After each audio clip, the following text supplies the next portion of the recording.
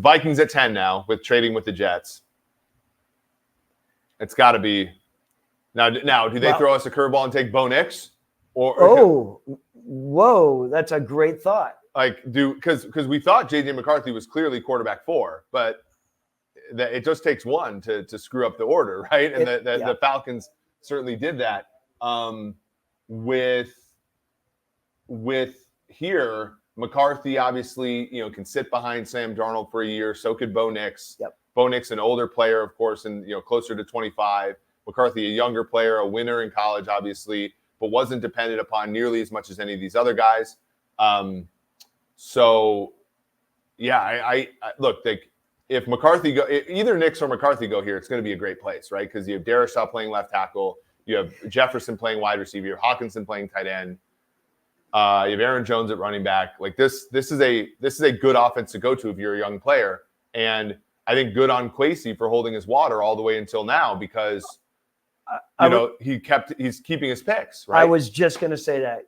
Good on him and the org for holding their water because it can be easy. You can get anxious. Yeah. And who would have thought that it was going to play out this way? And so, who would have thought the Falcons were going to take Michael Penix? And I think that organization probably I would love to have seen how their organization was when Michael was taken by Atlanta just because it made maybe JJ that much more of a reality.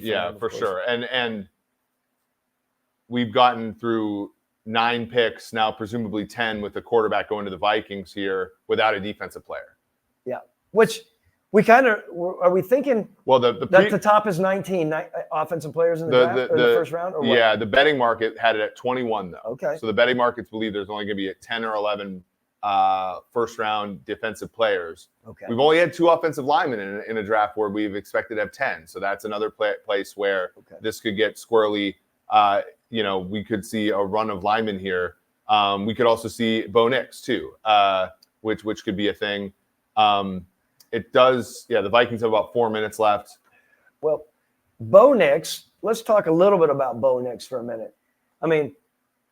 Bo Nix, we know his famous father, right? If you did follow football back in the day. Did you ever watch his dad play? No. Okay. I'm just saying, when you talk about a family that's been around and that are quarterback-driven families, and you're talking about a guy who's ostensibly a little bit older, right? 2 years. I think he's 24. Yep. So because he went to Auburn first and then he transferred out. Yeah. Same with Penix. Penix went somewhere big. That's right. Yep. But he goes in and he goes out there as a mature guy right out to Oregon.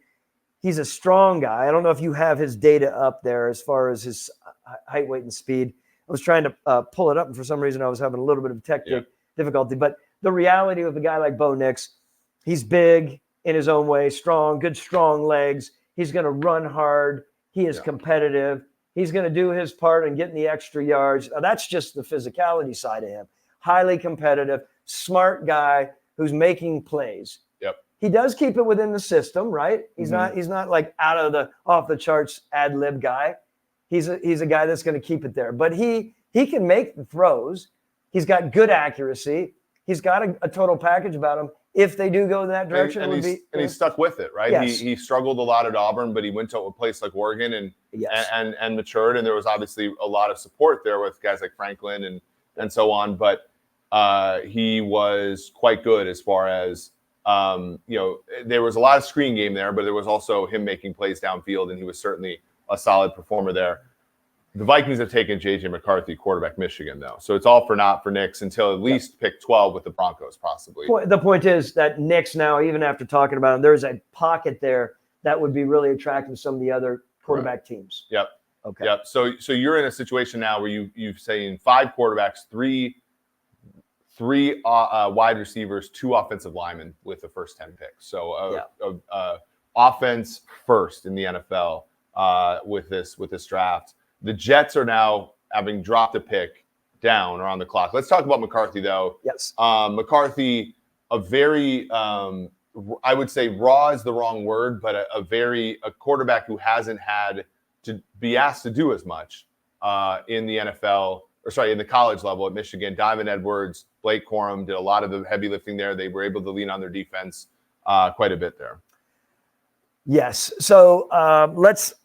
I'm caught up in all this whole idea of JJ McCarthy, and where do you think, when you look at him data wise, and I don't know if you have the data up in front of you right now, but I am curious your stance on that, because he obviously is a winner, right?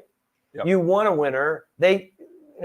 We back to holding their water, right? They have a group there. They have a strong personnel group, by the way, that are supporting a guy like Kwesi Adolfo-Mensah, whose background is not that, right? Ryan Grigson and company. Yep. Steve Sabo, guy who's come in there this year. Rob Brzezinski on the cap. Rob Brzezinski on the cap. They have a lot of really good football people there that can contribute well. They did their due diligence, so to speak, and dug into this guy.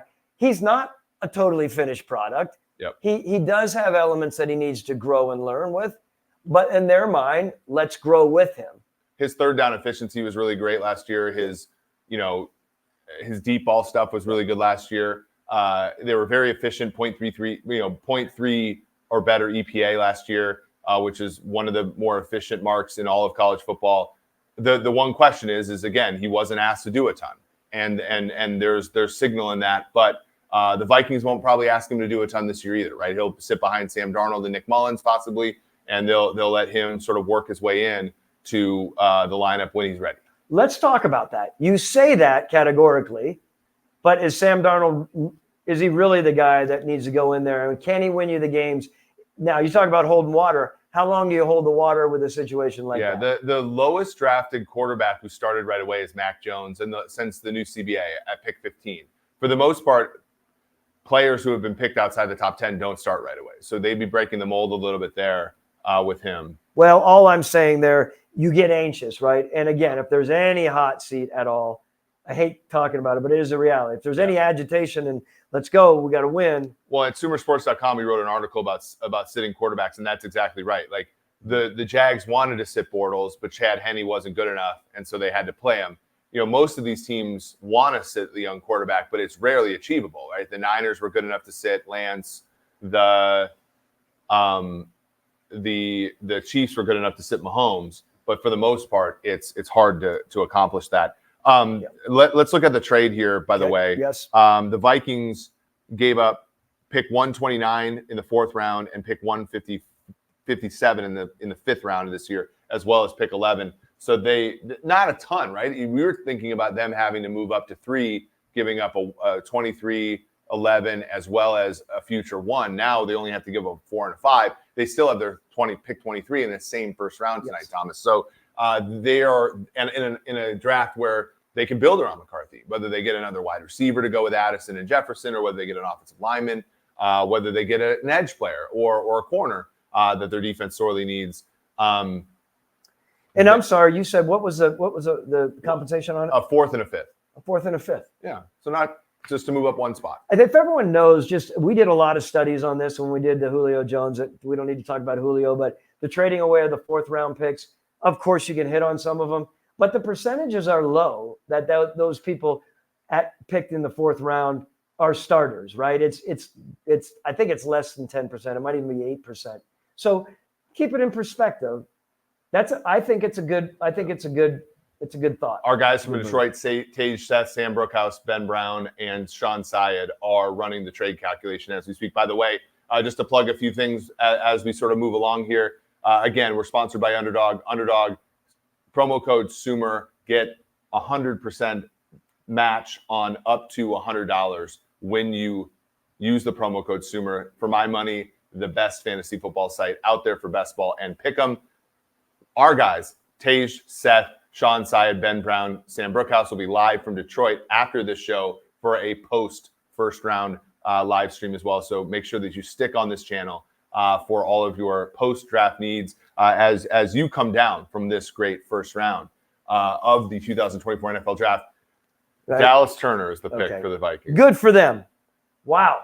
Okay. So the Vikings this offseason, they let Daniel Hunter walk. He went to Houston on a 2-year, $49 million deal. They got Jonathan Grenard back from Houston. They got Andrew Van Ginkel from the Dolphins, but you can't get enough pass rush, right? Their whole issue last year was outside of Danielle Hunter, they were not able to get a pass rush. Dallas Turner gives them a lot of versatility there in their 3-4 defense with Brian Flores. A defense that overachieved last year, by the way, Thomas, right?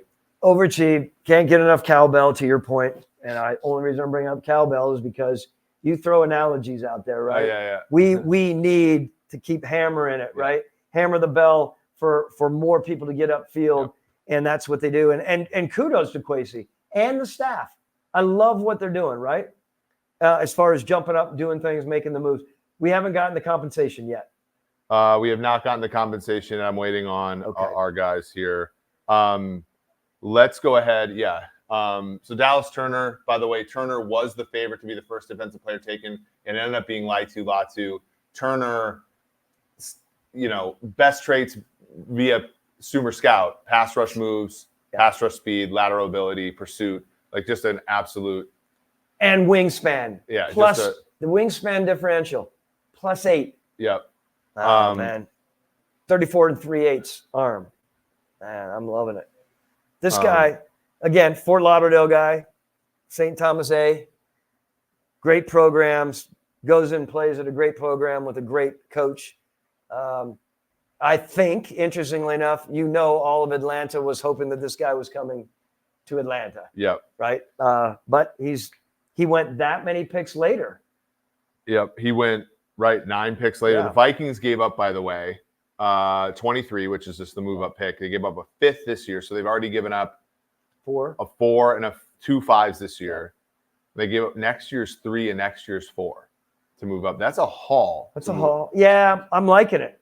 I mean, the thing is you're in year 3 of the rebuild, right? You're looking up at Detroit, you're looking up at Green Bay, and you have the same record as Chicago. You're looking up at Chicago. So they have to be bold here. What do they have left? We should try to pull up what they're, because I would love to talk a little bit. Let's talk Minnesota and what they have left in this draft, because I can do this. And while you're talking, I'll talk a little bit about Minnesota again.